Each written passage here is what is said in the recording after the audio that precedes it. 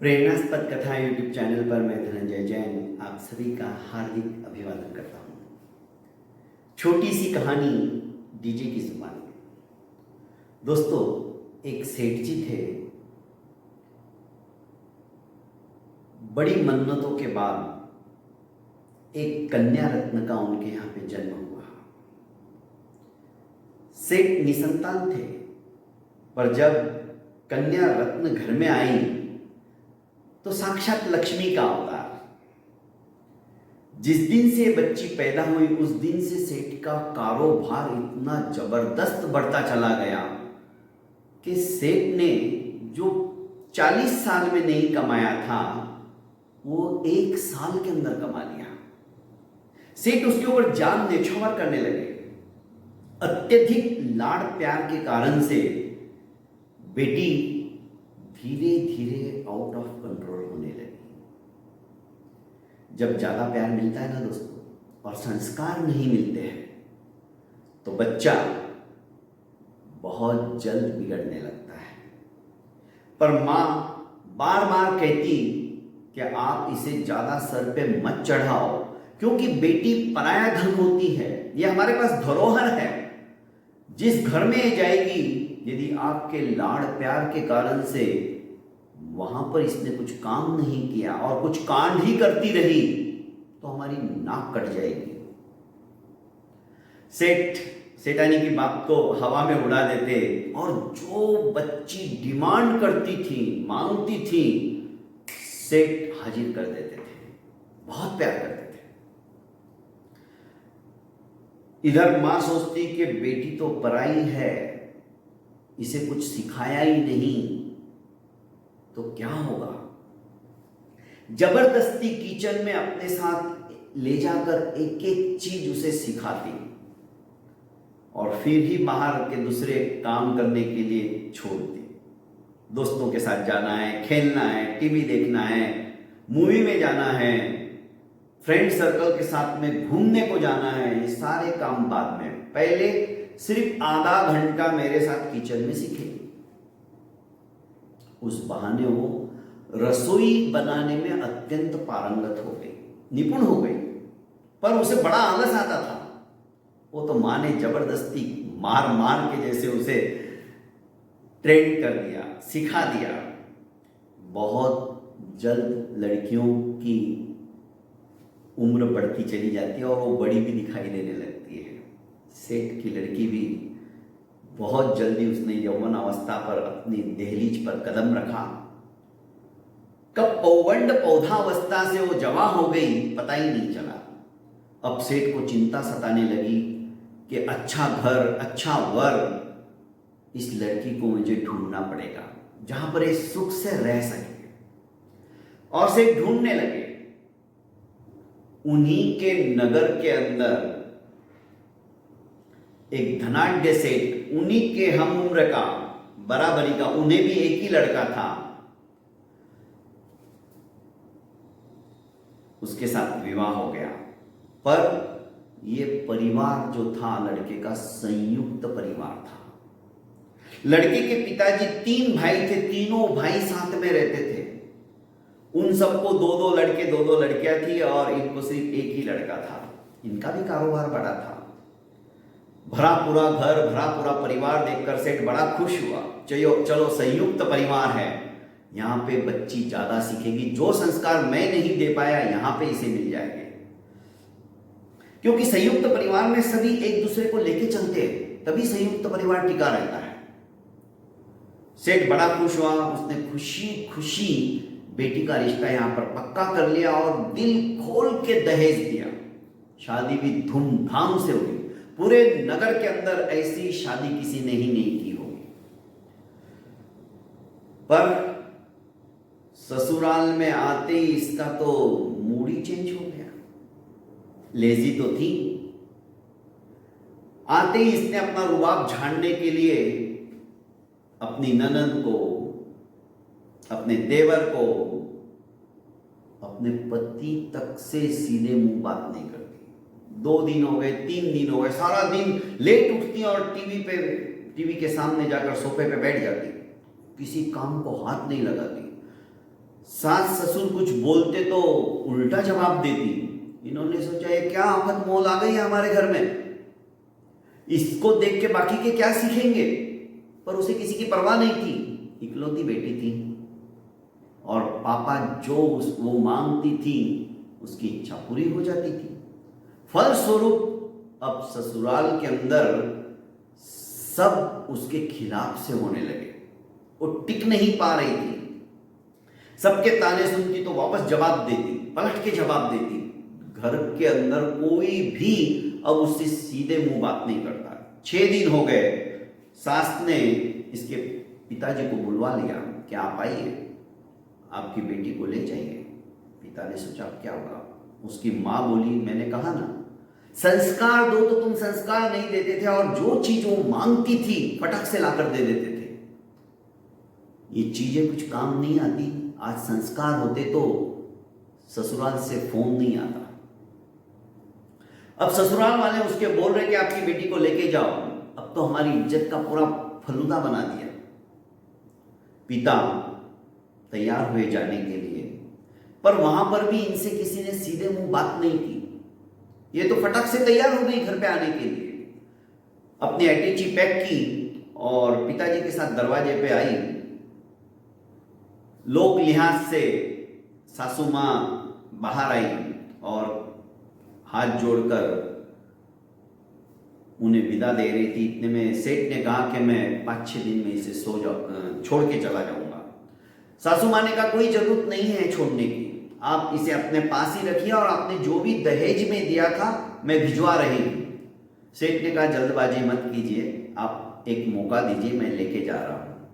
बेटी गुस्से से अपने पिता को देखने लगी, पर वहां से विदा होने के बाद, घर पे आने के बाद पिता ने प्यार से बैठा कर पूछा उससे कि बेटा क्या बात है, अचानक सबके सब तेरे खिलाफ क्यों हो गए? क्यों तेरे ससुराल वाले अच्छे नहीं है क्या?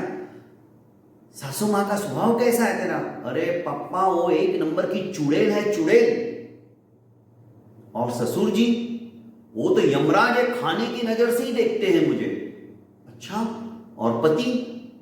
पति तो चंडाल है, वो मां के पल्लू से ही बंधा रहता है, सिर्फ मां की बात सुनता है, मेरी तो सुनता ही नहीं है। अच्छा, मतलब सारा परिवार ऐसा है? हाँ पापा, अब मैं भी वहां पे जाने वाली नहीं। कोई बात नहीं बेटा, मत जा, अपने यहां क्या कमी है? बहुत शांति से सोचने के बाद पिता ने कहा कि बेटा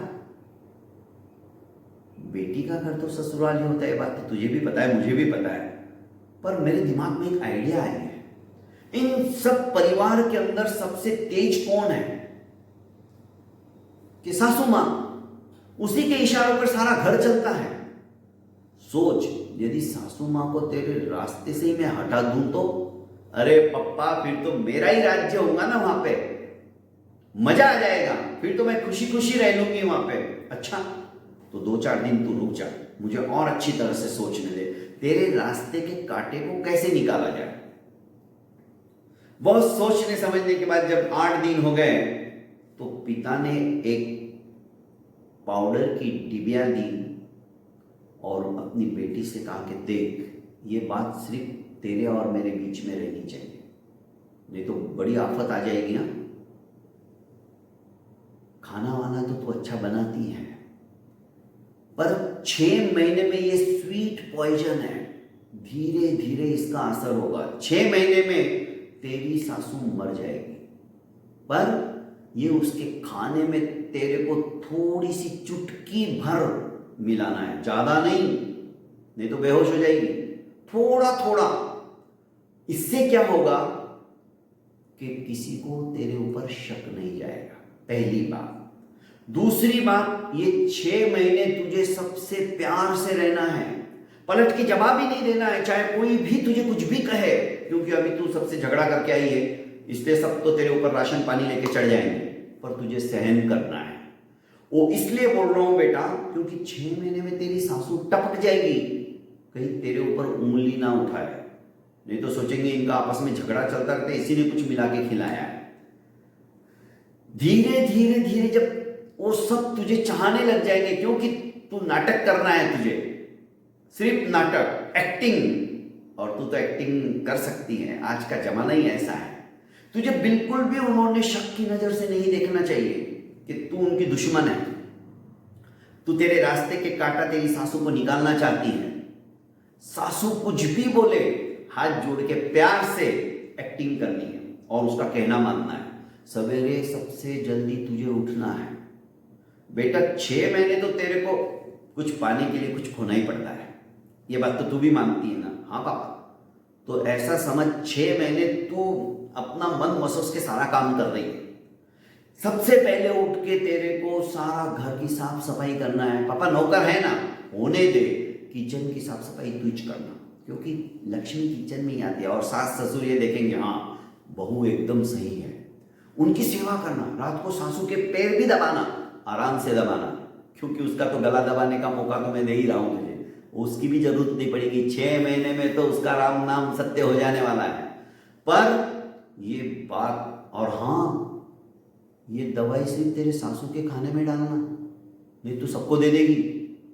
ऐसा मत करना वरना लेने के देने पड़ जाएंगे। नहीं नहीं पापा, सिर्फ सासू माँ को ही दूंगी, वो हट गई रास्ते से तो बाकी तो मैं संभाल लूंगी सबको। उसको विश्वास हो गया कि मेरे पापा मेरे रास्ते का कांटा हमेशा हमेशा के लिए निकाल देने वाले हैं, ये दवाई के द्वारा। दवाई लेकर चली गई। पिताजी उसको छोड़ के जाने लगे तो सासू ने कहा कि नहीं, हम तो सारा सामान भी भिजवा रहे हैं। उन्होंने कहा एक मौका दीजिए, अभी मेरी बेटी बदल गई है। और बेटी को इशारा किया तो बेटी ने भी सासू माँ के चरण छुए। ये पहली बार ऐसा हुआ था। और कहने लगी कि माँ जी मुझे माफ कर दो, मैं आइंदा आपको कोई शिकायत का मौका नहीं दूंगी। दोस्तों 1 महीने के अंदर अंदर ही इसने पूरे घर का माहौल बदल दिया। पर इसका नाटक था। हर रोज सासू माँ का खाना थोड़ा सा अलग बनाती और उसमें वो दवाई चुटकी भर मिला देती। ये बड़ी खुश थी, मेरे रास्ते का कांटा तो अब हट जाने वाला है। और सासू माँ और ससुर जी भी देखते कि बहू तो बहुत बदल गई, अब अपनी ननद से तो क्या, ये तो बिल्कुल उसकी सहेली बन गई है। आहा, ये तो साक्षात लक्ष्मी है, किचन खुद साफ करती है, नौकर होते हुए हाथ नहीं लगाने देती, और हम सबका खाना रसोईया होते हुए खुद बनाती है। और इसके खाने में कितना स्वाद है। हमने इसको गलत समझा था, या तो हो सकता है ये हमारी परीक्षा लेना चाहती हो, पर जो भी हुआ अच्छा हुआ। इसकी जैसी बहू हमारे पूरे खानदान में कोई नहीं। 4 महीने हो गए दोस्तों। धीरे धीरे अभी सासू मां उसके बिना रहना मंजूर नहीं करती थी। उसके आंखों में उस सामने उसकी बहू चाहिए थी कि बहू नहीं बेटा तू थक गई है, अभी बैठ जा, थोड़ा आराम कर, घूम के आ। और 4 महीने के बाद अपनी चाबियां सारी पूरे घर की, तिजोरी की, सब कुछ उस बहू को दे दिया। बहू सोचने लगी क्या हो रहा है, क्या चमत्कार है। पर अब इसका भी मन परिवर्तित होने लग गया था। मन ही मन सोचने लगी अब मैं क्या करूं। जब भी वो जहर मिला थी तो उसके हाथ कांपते थे। पहले ऐसा नहीं होता था। जब प्यार देते हैं तो प्यार मिलता है, जब तिरस्कार करते तो तिरस्कार सहन करने की ताकत भी होनी चाहिए। टिट फॉर टैट, जैसे को तैसा। अब ये प्यार बांट रही है तो इसे भरपूर प्यार मिल रहा है। 4 महीने के बाद एक घर जाती है बोल के कि मैं मम्मी पापा से मिल के आती हूँ। तो जा बेटा, थोड़ा घूम लिया कर, सारा दिन तू काम करती रहती है, जबकि तेरे को कोई जरूरत नहीं है काम करने की, बड़े नाजों से पली पोसी है तू। घर पे आकर रोने लगती है। पिताजी बोले क्या हुआ। उसकी माँ ने कहा जरूर कुछ कांड करके आई होगी वापस। माँ तुम्हें तो बस हमेशा ऐसा ही लगता है, क्योंकि ये बात उसकी माँ को भी पता नहीं थी कि बाप बेटी ने क्या गुल खिला है। आखिर दोस्तों बेटी कहने लगी कि पापा कुछ भी करो, मेरी सासू माँ को मरने मत दो। अब इसकी माँ के कान खड़े हो गए, क्या बोल रही है तू। भगवान थोड़ा धैर्य रखो, बैठाया, तीनों बैठे। क्या हुआ मुझे भी कोई बताएगा, तुम बाप बेटी क्या गुल खिलाते रहते हो, कुछ समझ में ही नहीं आता है। पिताजी ने सारी बात विस्तृत से बता दी। ऐसा ऐसा मैंने जहर की इसको, तुम्हारी ऐसी मति मारी गई है क्या? तुम समदन को मारना चाहते हो? सुनो भाग्यवान, सुनो, ये भी यही समझ रही है, तुम भी वही समझ रहे हो, पर ऐसी कोई बात नहीं है। बेटी को कहा कि बेटा चिंता करने की कोई जरूरत नहीं है कि पापा मैं सासू माँ के सिवा नहीं रह सकती। अरे वो तो मेरी सगी माँ से भी बढ़कर है। मेरी माँ तो भी मुझे मार मार के सिखाती थी किचन में ये कर वो कर, पर वो ऐसी नहीं है, वो देवी है। मैंने चुड़ैल ऐसे ही बोल दिया था आपको, मैंने उसका स्वभाव देख लिया पापा, वो बिल्कुल ऐसी नहीं, वो बहुत महान है। मुझे तो गर्व है कि मैं उस घर की बहू हूं, पर कुछ भी करो पापा वो मरनी नहीं चाहिए। दूसरी दवाई कुछ ऐसी दो जो उसके तोड़ में हो। पिता ने कहा कि बेटा वो दवाई जहर नहीं है, वो शुगर फ्री का पाउडर है, समझी? और वो थोड़ा थोड़ा ही मिलाने के, सिर्फ उसी को देने के लिए मैंने इसीलिए कहा क्योंकि मेरी समदन को शुगर है और वो मीठा तुम कुछ मिलाओ तो थोड़ा बहुत चलता है, चाय में, इसमें उसमें, खाने में, ज्यादा नहीं, हल्का सा चुटकी भर मैंने तुम्हें बोला था। वो खत्म होने आई दवाई तेरी और तेरे को लगा कि अब तेरी सासू माँ टपक जाएगी। नहीं बेटा, मैं जानता हूं और ऐसा पाप मैं कर भी नहीं सकता।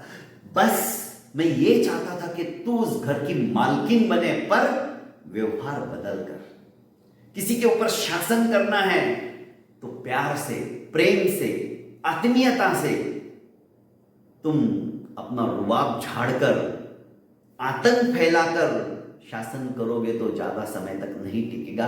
तुम उनके दिलों के अंदर अपना स्थान नहीं बना पाओगे। आज तुम एक दिन के लिए भी यहां आती तो सब परेशान हो जाते हैं कि तुम्हारे बिना उनका घर सुना सुना लगने लगता है। मैं यही चाहता था और तुम सफल हुई। तुमने अपने आप को चेंज किया है बेटा, फलस्वरूप वे सारे के सारे चेंज हो गए। बेटी रोने लगी, पिताजी के गले लग गई और कहा कि पापा आप जैसा पापा कोई नहीं है, आप तो मेरे हीरो हो, आपने मेरी सासू माँ मुझे वापस लौटा दी। वो बड़ी खुश थी। दोस्तों कहानी छोटी सी है, पर कहानी इस बात की शिक्षा देती है कि परिवार के अंदर सामंजस्य बनाकर चलना बहुत जरूरी है। सास बहू की तरह यदि हमारे सास बहुओं के बीच में इस तरह का प्यार हो जाए तो मजाल है, दुनिया की कोई ताकत आपके घर की तरफ आंख उठाकर भी देख ले। बहुत बहुत धन्यवाद दोस्तों। मेरे इस चैनल को लाइक कीजिए, सब्सक्राइब कीजिए और ज़्यादा से ज़्यादा अपनों को शेयर कीजिए ताकि ये कहानी सुनकर मन में परिवर्तन लाने की बातें हर एक के मन में आ जाए। बहुत बहुत धन्यवाद।